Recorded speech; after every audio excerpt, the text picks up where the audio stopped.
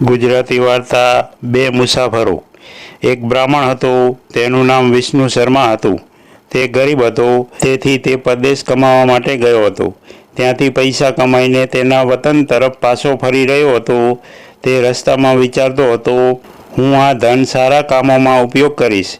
થોડા પૈસાની જરૂરી ચીજ વસ્તુઓ ખરીદીશ, તેમાં કમાણી પણ થશે અને પરિવારનો ખર્ચ આસાનીથી નીકળશે।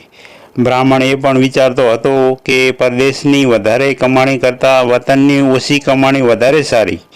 બ્રાહ્મણે તેની બધી કમાણીનું ધન એક પોટલીમાં બાંધ્યું હતું। એ પોટલી માથા ઉપર રાખી વિચારતો પોતાના ઘર તરફ જઈ રહ્યો હતો। રસ્તામાં થાક ખાવા એક ઝાડ નીચે બેઠો। બીજો મુસાફર પણ આરામ કરવા ત્યાં આવ્યો અને તેની પાસે આવીને બેઠો। બંને વાતો કરવા લાગ્યા। મુસાફર કહે, હું બહુ દૂરથી આવું છું અને હજુ મારું વતન ઘણું દૂર છે। બ્રાહ્મણે કહ્યું, હું પણ ઘણે દૂરથી આવું છું અને મારું ગામ એક કોસ જ દૂર છે। બ્રાહ્મણની પોટલીમાં ચણા હતા। તેણે પોટલી ખોલીને થોડા ચણા પેલા મુસાફરને આપ્યા અને બંને ચણા ખાવા લાગ્યા। પરંતુ જ્યારે બ્રાહ્મણે પોટલી ખોલી ત્યારે મુસાફરનું ધ્યાન તેની પોટલી પર હતું અને પોટલીમાંના કમાણી કરી લાવેલા બ્રાહ્મણના ચાંદીના સિક્કા જોઈ ગયો હતો। આ સિક્કા જોઈ મુસાફરની દાનત બગડી હતી। તેઓ બંને જે ઝાડ નીચે બેઠા હતા તે ઝાડની સામે એક કૂવો હતો।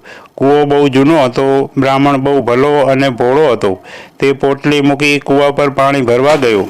મુસાફર મોકો જોઈ પોટલીમાંથી બધા જ ચાંદીના સિક્કા હડપ કરી ગયો। ચણા ખાઈને બંનેએ પાણી પીધું। થોડી વાર વાતચીત કરી અને બંને ચાલવા લાગ્યા। જ્યારે બ્રાહ્મણનું ગામ આવ્યું ત્યારે બ્રાહ્મણે પેલા મુસાફરને પ્રેમપૂર્વક વિદાય આપી તેના ઘર તરફ ગયો। બ્રાહ્મણે ઘરે આવીને તેની પોટલી ખોલી તો ચાંદીના સિક્કા ન હતા। બાકીનો બધો જ સામાન બરોબર હતો। બ્રાહ્મણ આક્રંદ કરવા લાગ્યો। તેની બધી જ કમાણી ચાલી ગઈ હતી। તે એટલો બધો ગભરાઈ ગયો હતો કે તે બેહોશ થઈને પડી ગયો। તેને ભાન આવ્યું ત્યારે તે વિચાર કરવા લાગ્યો તો તેની સમજમાં આવી ગયું કે તેનું ધન પેલો મુસાફર લઈ ગયો છે। હું જ્યારે કૂવામાં પાણી ભરવા ગયો ત્યારે મુસાફરે મારું ધન પોટલીમાંથી કાઢી લીધું હશે। એટલા માટે કહેવાય છે કે કોઈ નવા માણસનો વિશ્વાસ કરવો નહીં। મુસાફરી કરતા હોય ત્યારે તેનો ભેદ કોઈને બતાવવો નહીં। બતાવવાથી ઘણીવાર ઘણું મોટું નુકસાન વેઠવું પડે છે। મુસાફરીમાં પ્રામાણિક માણસો બહુ ઓછા હોય છે। દુર્જન, ઠગ, ધૂતારાનું પ્રમાણ વધારે હોય છે। કોઈ માણસના માથા પર લખેલું તો હોતું નથી કે તે ઈમાનદાર છે। મોઢા પરથી જલ્દી ઓળખાય નહીં કે તે કેવો છે। માણસ તેની વાતચીત અને વ્યવહાર પરથી ઓળખાય છે। આમાં સમય લાગે છે અને માણસને ઓળખતા વાર લાગે છે। જ્યારે ઓળખાણ થાય તે પહેલાં જ ધોકો થાય છે। બ્રાહ્મણ મુસાફરને વિશ્વાસે પોટલી મૂકીને કૂવા પર પાણી ભરવા ન ગયો હોત તો તેનું ધન કોઈ દિવસ ન જાત। આવી રીતે સજ્જન લોકોને રોજ શીખવું પડે છે। તે બ્રાહ્મણ અને મુસાફરની વાર્તા ભૂલે નહીં। વિષ્ણુ શર્મા જેવા ભલા અને ભોળા માણસો ઠગાતા હશે।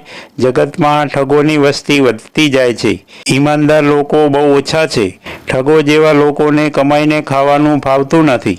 તેમને હરામનો માલ ખાવાની આદત પડી ગઈ હોય છે। આવા લોકો સારું વિચારી પણ શકતા નથી અને સારું કરી પણ શકતા નથી। વિષ્ણુ શર્માની સાથે આવી ઠગાઈ થઈ ત્યારે તેની આંખ ખુલી। ત્યારે તે સજાગ થયો। પહેલાં જો તે સજાગ થતો હોત તો તેનું ધન કદી જાત નહીં।